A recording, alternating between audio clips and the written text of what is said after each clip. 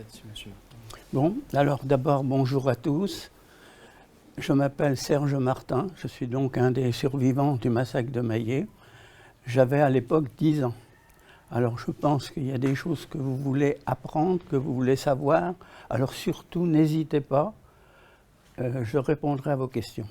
Pour ça, j'ai la question, comment c'était pour vous qu'on n'a pas parlé de ce massacre jusqu'à 2004, et puis comment c'était en 2004, en mémorisant le massacre. Je crois qu'au début, c'était trop difficile d'en parler. Nous, on n'en parlait pas, même entre nous, on n'en parlait pas. C'était trop difficile parce que c'était horrible, on ne pouvait pas en parler. Et puis après, c'est devenu notre histoire. Et je pense, c'est pas qu'on n'avait pas envie de la partager, mais spontanément, on ne la racontait pas. Mais même entre nous, les survivants, on n'en parlait pas. Je crois qu'on se respectait mutuellement. On respectait notre chagrin mutuel. Et c'est pourquoi je pense qu'on n'en parlait pas. Sûrement, vous êtes devenu dépressif après ce massacre. Et je me demande comment pourriez-vous vivre avec ce mémoire.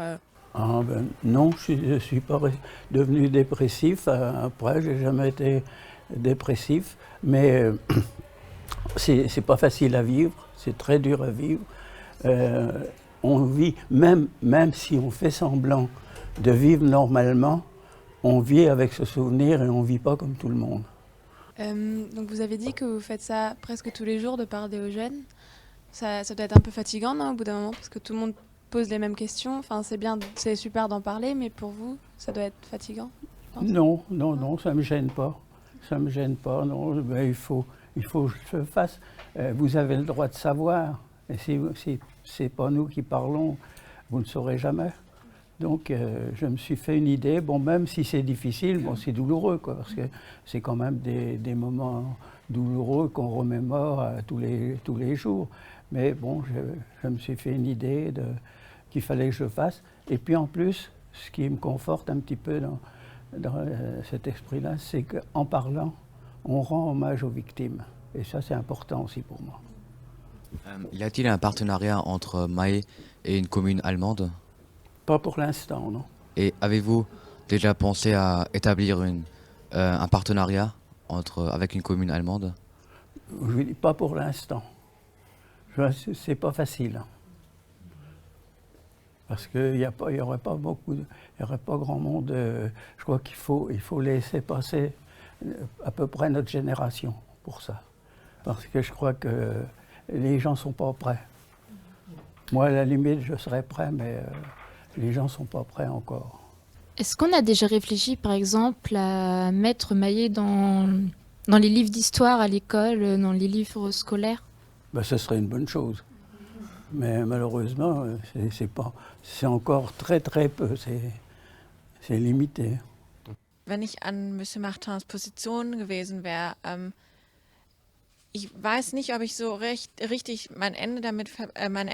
das Ende meines Lebens damit verbringen könnte, zu wissen, wer wirklich das Massaker begangen hat und ein Bild vor Augen zu haben, weil ich glaube nicht, dass man dieses Bild wieder los wird, wie er das sieht, ob er lieber weiß, wer die Person war und lieber den Rest des Lebens ein Bild vor Augen hat.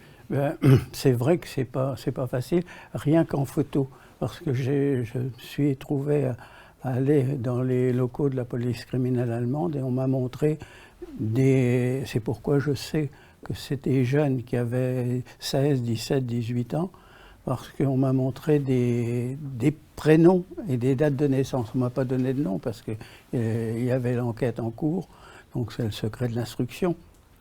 Mais on m'a montré aussi des photos. Et là, ça a été dur pour moi, les photos, parce que je me suis dit, c'est peut-être un de ceux-là qui a tué ma famille.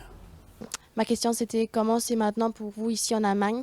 Vous saviez que les Allemands sont quand même les responsables pour ce massacre à Maillé. Oui, ce sont des Allemands qui sont responsables de ce massacre, c'est en fait certain, mais les générations qui viennent derrière ne sont pas responsables. Je crois qu'il y a une chose qu'il ne faut pas faire, c'est cultiver la haine, parce que ça mène à rien. Et il faut au contraire essayer de se tendre la main se rapprocher plutôt que continuer à se haïr. Et je pense à vous en disant ça, que vous ne connaissiez jamais ça, parce que c'est trop minable la guerre.